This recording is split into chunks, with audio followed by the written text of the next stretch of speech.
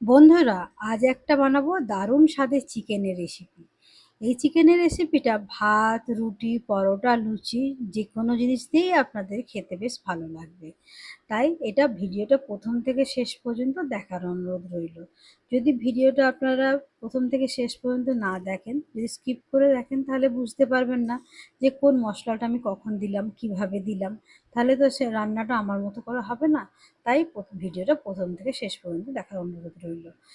প্রথমে কয়েকটা আলু আমি দু টুকরো করে কেটে নিলাম। এই আলুগুলো প্রথমে আপনারা কেটে নেবেন। এরপর মশলার জন্য কিছু মশলা আমার বানাতে লাগবে। কয়েক টুকরো আদা নিয়েছি, কয়েকটা রসুন নিলাম, কাঁচা লঙ্কা, ঝালটা আপনারা যে যার পছন্দ মতো দেবেন, আর একটা ছোট মাপের পেঁয়াজ,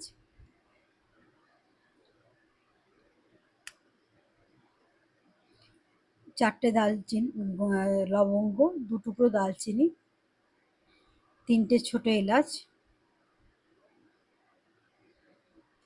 এরপর আর কয়েকটা গোলমরিচ। এটা ভালো মতো একটা পেস্ট বানিয়ে নেবেন।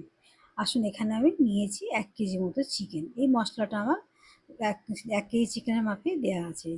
এখানে আমি হাফ পাতিলেবুর রস নিয়েছি। এই রসটা, পাতিলেবুর বদলে আপনারা কিন্তু গন্ধরাজ লেবুও ব্যবহার করতে পারেন। এখানে স্বাদ মতো নুন দিয়ে দিলাম। যেহেতু কাঁচা লঙ্কা আগে দিয়েছি, সেরকম বুঝে লঙ্কার গুঁড়োটা দেবেন।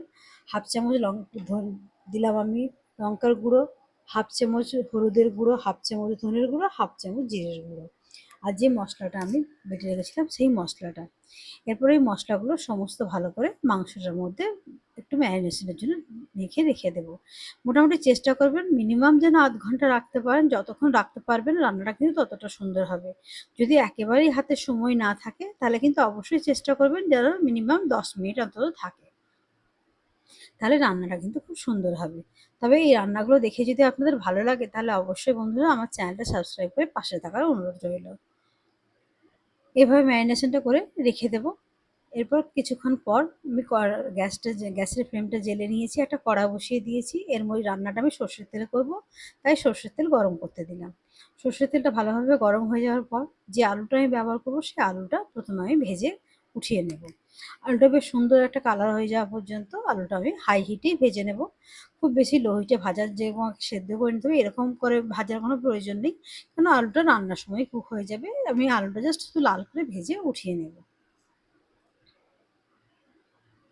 এরকম ছোট ছোট ঘরোয়া রান্না পেতে গেলে আমার এই রান্নার চ্যানেলটা আপনারা অবশ্যই সাবস্ক্রাইব করে রাখবেন।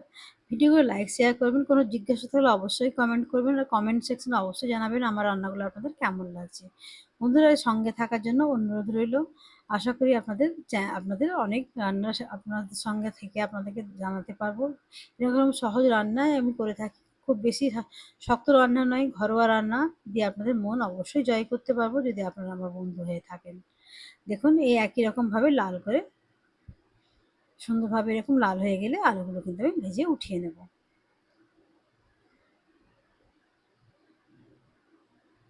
দেখুন, আলুটা আস্তে আস্তে লাল হয়ে গেছে। এর থেকে বেশি ভাজার প্রয়োজন নেই। এরপর ওই দিকটা আরেকটু বাকি আছে, ওইটা আরেকটু হয়ে গেলেই কিন্তু আমার আলুটা ভাজা সম্পূর্ণ হয়ে যাবে। আলুটা আমি তারই তেল থেকে উঠিয়ে নেব। কোনো রকম এদিক ওদিকের মশলা নেই, ঘরোয়া সামান্য মশলা, অথচ রান্নাটা কিন্তু অসাধারণ হবে। যে কোনো রবিবার একটু বাড়িতে যদি বানিয়ে দেন, বাচ্চা বড় যারা প্রতিদিন বাড়িতে খায় না, তারাও কিন্তু হাত চেটে খাবে। সবাই কিন্তু আপনার রান্নার খুব প্রশংসা করে। তাই